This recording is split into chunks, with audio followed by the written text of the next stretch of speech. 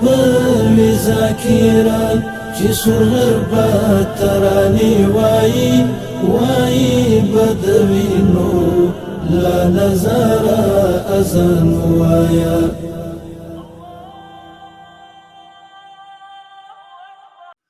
السلام علیکم ورحمۃ اللہ وبرکاتہ. نظریاتی جنگ چینل میں خوش آمدید.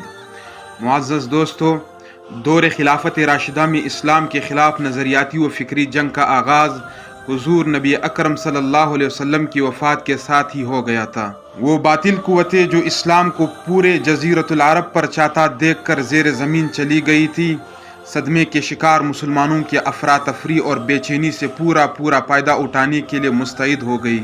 چنانچہ پوری طور پر کئی ایسے فتنے اٹھ کھڑے ہوئے جو اسلام کی بے یقینی کے لیے کافی تھے. بہت سے لوگ مرتد ہو گئے. بعض قبائل نے زکوٰۃ کا انکار کر دیا. ایک ساتھ نبوت کے 3 جھوٹے دعوے دار کھڑے ہو گئے. ظاہر ہے کہ اتنا بڑا انقلاب ایک سوچی سمجھی منصوبہ بندی اور ذہن سازی کے بغیر برپا نہیں ہو سکتا تھا. فکری شبہات اور نظریاتی وساوس اختراع کرنے اور انہیں لوگوں کے اذہان میں اتارنے کا عمل اتفاقی نہیں ہوتا.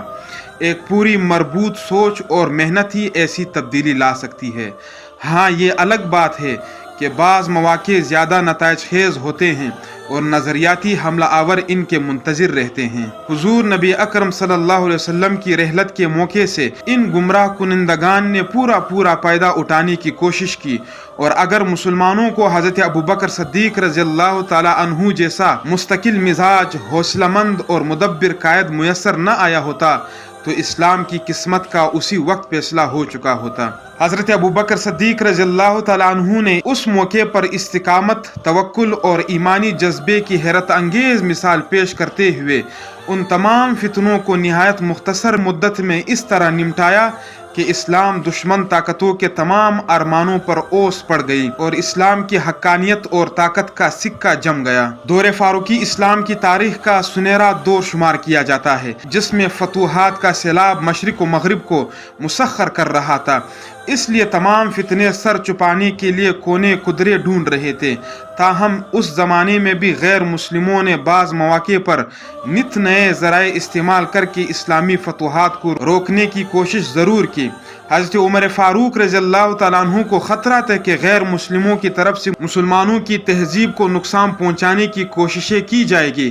اس لیے انہوں نے ذمیوں کے لیے امتیازی قوانین کا اجرا کیا.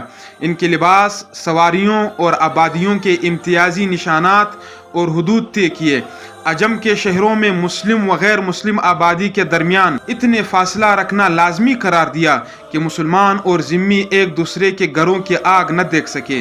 یہ اس لیے تھا کہ کفار اپنی ثقافت سے مسلمانوں کو متاثر نہ کر سکے. ان احتیاطی کوششوں کی وجہ سے دور فاروقی میں دشمنان اسلام کسی بھی رخ سے آگے نہ بڑھ سکے، جس کے بعد خود عظمت اسلام کے اس نشان کو راستے سے ہٹانے کا فیصلہ کر لیا گیا اور خلیفہ دوم مسجد نبوی کے محراب میں ایک مجوسی کے حملے کا شکار ہو کر شہید ہوئے. مجوسیت کے عناد اور یہودیت کی چال بازیوں نے دور عثمانی میں اشتراک کر لیا اور سبائیت کا قالب اختیار کر کے سازشوں کو نیا رخ دیا، جس کے نتیجے میں عثمان بن عفان رضی اللہ تعالی عنہ کی کردار کشی کی گئی. اہل بیت کی محبت کی آڑ میں مسلمانوں کو تقسیم کرنے کا کام شروع ہوا اور آخرکار خلیفہ سوئم ایسے ہی گمراہ لوگوں کے ایک مجمع کے حملے میں شہید ہوئے.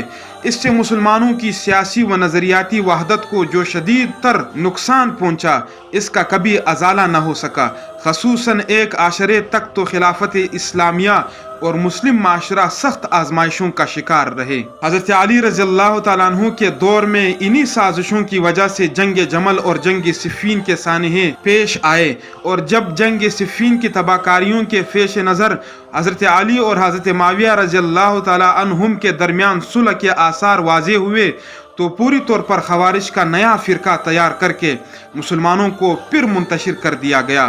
حضرت علی رضی اللہ تعالیٰ عنہ کے جانشین حضرت حسن رضی اللہ تعالیٰ عنہ کے تدبر کی بدولت مسلمان پھر ایک خلیفہ حضرت امیر معاویہ رضی اللہ تعالیٰ عنہ پر متفق ہوئے اور فتوحات کا نیا دور شروع ہوا.